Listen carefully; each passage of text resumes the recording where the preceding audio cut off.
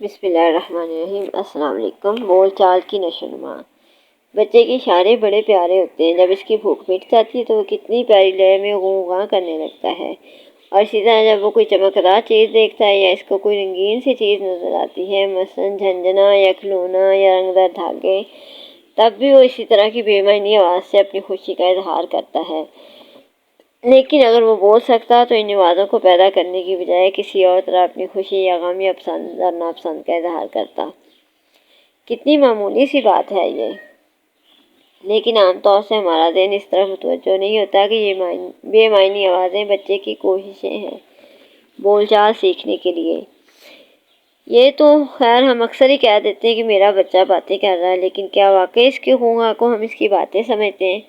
ہو سکتا ہے ایسا ہی سمجھتے ہوں، لیکن کبھی اس طرف توجہ نہیں دیتے۔ اس کی ان آوازوں پر توجہ دے کر ہم اس کی ضرورت تو پوری کر دیتے ہیں، مگر پھر بھی اس کی بول چال کا حق ادا نہیں کرتے۔ دیکھیے، میں بات کو الجھانے کی کوشش نہیں کر رہی، بلکہ اس طرف اشارہ ہے کہ ہم بچے کی اس طرح کی آوازوں پر سنجیدگی کے ساتھ توجہ نہیں دیتے، بلکہ جس طرح بچہ مداری کی ڈگڈگی سن کر خوشی سے اچھلنے لگتا ہے اور تالیاں پیٹنے لگتا ہے، اس طرح ہم بھی اپنی خوشی کا اظہار کرتے ہیں، اور اس خوشی میں ہم اس کے ساتھ بڑا ظلم کرتے ہیں۔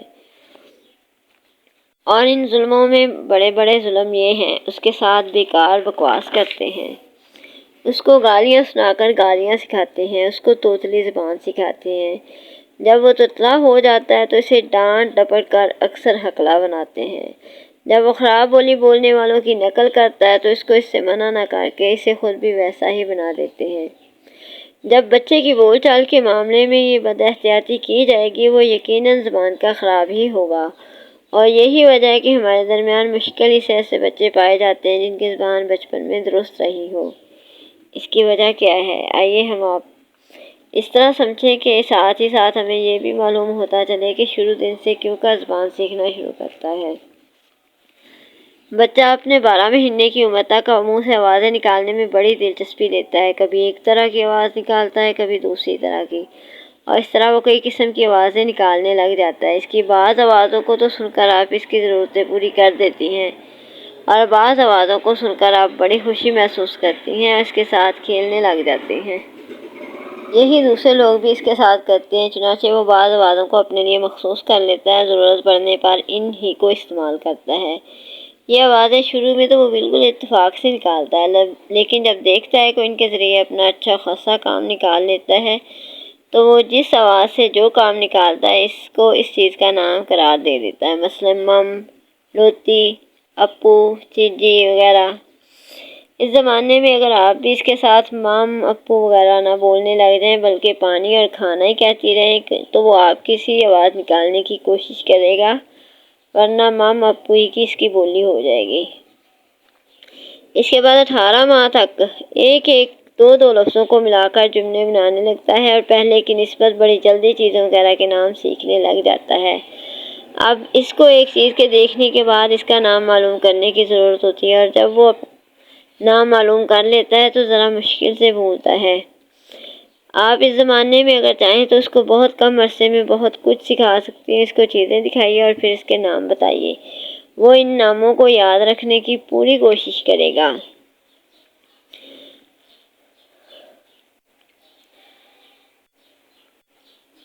اس کو اس کی اپنی پسند کی چیزوں کے نام بتائیے۔ جب بچہ کچھ چیزوں کے نام جان جاتا ہے تو وہ ان کے اشارے کرنے کی بجائے ان ناموں کو استعمال کرنے لگتا ہے۔ اس دور میں ان دو باتوں کی احتیاط خاص طور پر رکھنا پڑے گی۔ پہلی یہ کہ آپ اس کو توتلی زبان میں کسی چیز کا نام نہ بتائیں، ورنہ وہ توتلا ہو جائے گا، اور دوسرے یہ کہ اس کے کانوں میں گالیوں اور فحش لفظوں کو نہ پڑنے دیں، کیونکہ اس زمانے میں اس کو سیکھنے کا جو شوق ہوتا ہے وہ بڑی جلدی یہ سب کچھ سکھا دیتا ہے۔ اکثر مائیں جب اپنے بچوں کی توتلی زبان سے گالیاں سنتی ہیں تو ان کو بڑا لطف آتا ہے، وہ اسے بار بار کہنے پہ اکساتی ہیں، اور اس طرح وہ ان کا دل خوش کرنے کے واسطے وہ اپنے لیے ان کا پیار حاصل کرنے کے واسطے بس گالیاں ہی سیکھنا شروع کر دیتا ہے، اور وہ سب کتنی جلدی سیکھ جاتا ہے۔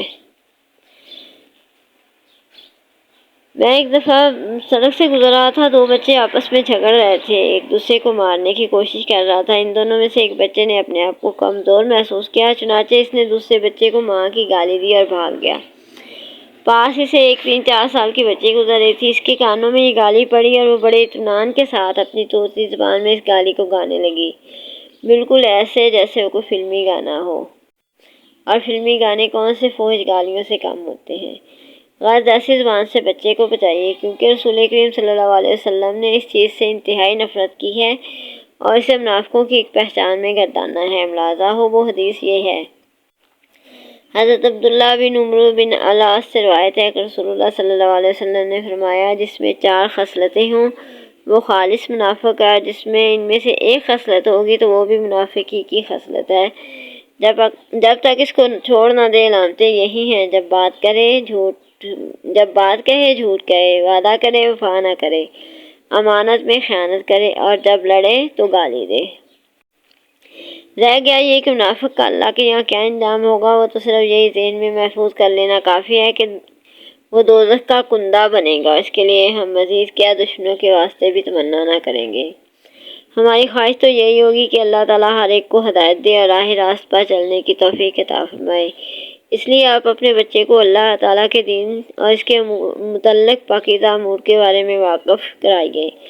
اس کو ایسے نام سکھائیے اور چیزوں کی شناخت کرائیے جو اس کی اخلاق کی اصلاح کے لیے مفید اور مددگار ہوں۔ آپ کا یہ عمل اس کے لیے اس وقت اور بھی مفید ہوگا جب وہ 2-2 3-3 حروف کے جملے بنانا شروع کر دے گا اور ان سے اپنی کسی نہ کسی خواہش اور ضرورت کو وابستہ کر دے گا۔ وہ اب آپ سے کہنے لگے گا، مم پئیں، لوتی کھائیں، چیزی لاؤ، وغیرہ وغیرہ۔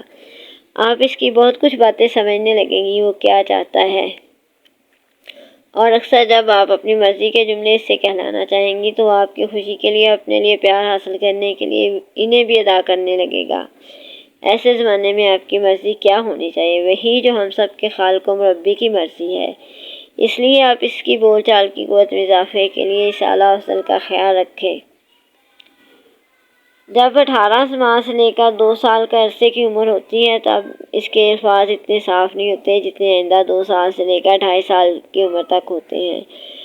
اب بچہ پہلے کے مقابلے میں زیادہ صاف بولنے لگتا ہے، لیکن اس کی بولی اتنی صاف نہیں ہوتی کہ ہر ایک آسانی کے ساتھ سمجھ لے، بلکہ اس کے قریبی عزیز جن سے ان کا دن رات کا سابقہ رہتا ہے وہی سمجھ سکتے ہیں وہ کیا کہنا چاہتا ہے، مگر اس زمانے میں وہ پہلے کے مقابلے میں اور بھی زیادہ معلومات حاصل کرنا چاہتا ہے۔ وہ سوال کرتا ہے، وہ کیوں اور کیا اور کیسے کی بھرمار کرتا ہے۔ آپ اس سے کہتی ہیں کپڑے پہن لو، وہ سوال کرتا ہے کیوں؟ آپ کہتی ہیں تم ننگے ہو، وہ پھر پوچھتا ہے کیوں؟ آپ پھر اس کو سمجھانا چاہتی ہیں، کہتی ہیں دیکھو یہ نئی قمیص کتنی اچھی ہے، وہ پھر پوچھتا ہے کیوں؟ آپ کو اس کے یہ سوال بڑے بے تکے لگتے ہیں اور آپ اس کو ڈانٹ دیتی ہیں یا پھر مار دیتی ہیں، لیکن یہ تو صحیح طریقہ نہ ہوا اس کے سوالوں کے جواب دینے کا۔ آپ کو تو اس کے ہر سوال کا جواب دینا چاہیے، اس کو مطمئن کر دینا چاہیے۔ اگر آپ اس عمر کے زمانے میں رکاوٹ پیدا کر دیں گی تو وہ نہ جلد بولنا سیکھے گا، نہ ہی اپنی معلومات میں اضافہ کر سکے گا، بس بالکل بدھو ہو کر رہ جائے گا۔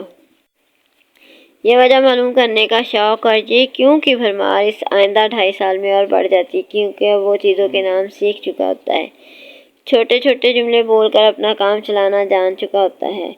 اب بچے کے لیے جو بات باقی رہ جاتی ہے وہ یہ کہ اپنی سمجھ بوجھ میں اضافہ کرے، اور اس اضافے کے لیے وہ سوالات کر کے اپنی کمی کو پورا کرنے لگتا ہے۔ لیکن جیسا کہ میں نے ابھی کہا ہے کہ اگر اس کے سوالات کے پورے ٹھیک جواب نہ دیے جائیں تو اس کی سمجھ بوجھ میں بھی اضافہ نہ ہو سکے گا۔ اس زمانے میں بچہ کہانیوں، قصوں اور واقعات میں بڑی دلچسپی لیتا ہے۔ اگر اس کو نبیوں، صحابیوں اور ایسی دوسری معزز ہستیوں کے واقعات و حالات بتائے جائیں اور اخلاق کی اصلاحی قصے سنائے جائیں تو وہ زبان، تجربہ اور دلچسپی کے ساتھ صحیح سوچ پیدا کر سکے گا۔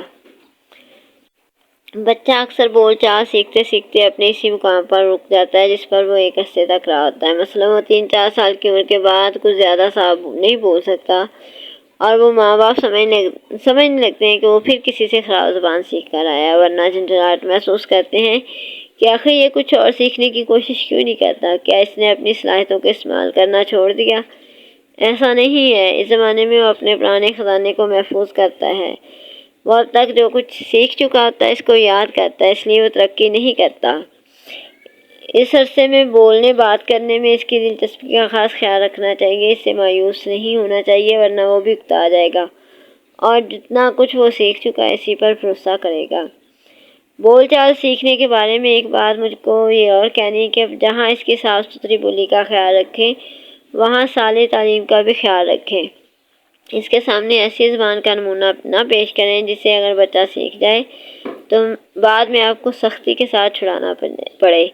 اچھے والدین اس پر بڑا دھیان رکھتے ہیں۔ مولانا ابوالاعلیٰ مودودی کے والد انہیں کبھی غلط جملہ نہ بولنے دیتے تھے، ہمیشہ صحیح لفظ ادا کرنے کا بڑھاوا دیتے تھے۔ شاید اسی کا نتیجہ تھا کہ وہ بڑی سادہ اور صاف بول چال کے عادی تھے اور اپنی دانست میں غلط زبان نہیں بولتے تھے۔